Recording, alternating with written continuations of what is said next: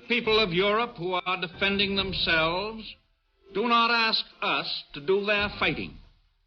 They ask us for the implements of war, the planes, the tanks, the guns, the freighters, which will enable them to fight for their liberty and for our security. We must be the great arsenal of democracy.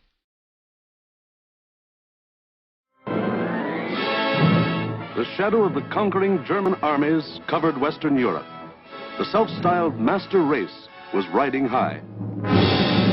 In late 1939, 1940, when the government came to Chrysler saying, "Can you build tanks for us?" they realized that these weren't ideal setups for the production of tanks. So they picked a site in Warren, Michigan because of cheap land and its proximity to the city of Detroit, and built the tank plant specifically for that. The government came to the corporation with the tank and said, "This is what we want, can you build it for us?" So really at that point, Chrysler's engineers and manufacturing specialists took over because they had the knowledge of how to build things in mass production on an assembly line with replaceable and interchangeable parts. The government didn't know how to do that, we did. So while it was really a government-owned building and operation, it was Chrysler's work and engineering and manufacturing that was really running the place.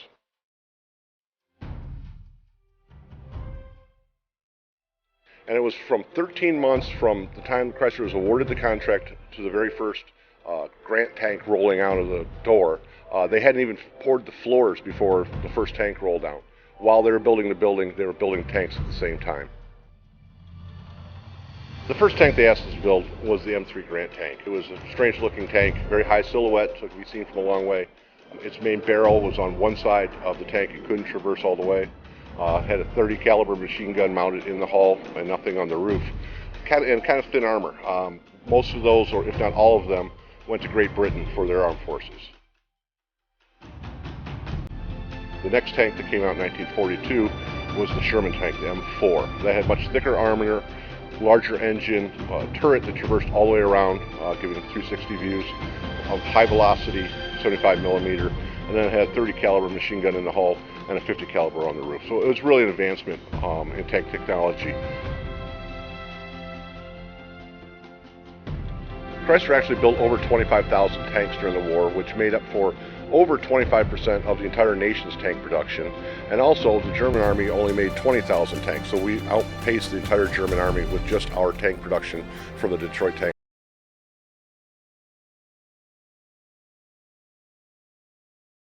Other things like the Bofor guns. We built 60,000 of those complete guns with another 120,000 replacement barrels.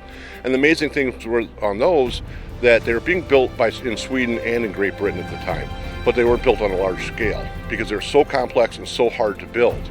But what Chrysler did was they figured out how to do it on a mass production scale.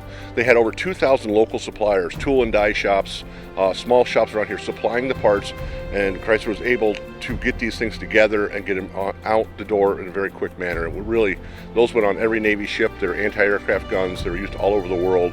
A very significant piece of military equipment. Truck behind me, which is a WC series truck. It's the half-ton version. This was early in the war. This is 1940, so this is when we're first gearing up for it. Most people really recognize the 3/4-ton version, which came out in 1942 and was built through 45, and that truck really became the Dodge Power Wagon.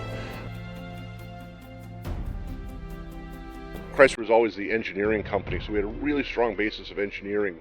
We had the Chrysler Institute of Engineering, which was putting out master degree program engineers.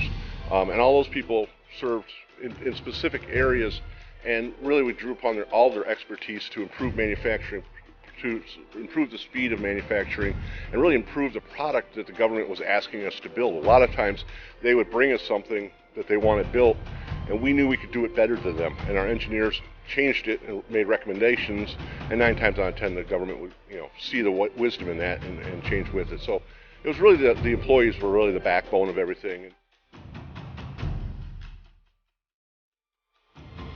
A lot of the people that were working here were drafted. A lot of the men went to war. So there's a large influx of women into the labor market. The famous Rosie the Riveter At first, it was mostly office jobs. Very quickly, the women were on the line building the things that we needed to keep the operation rolling, and really had a hand in every job throughout the company. So it was really a full effort amongst everybody.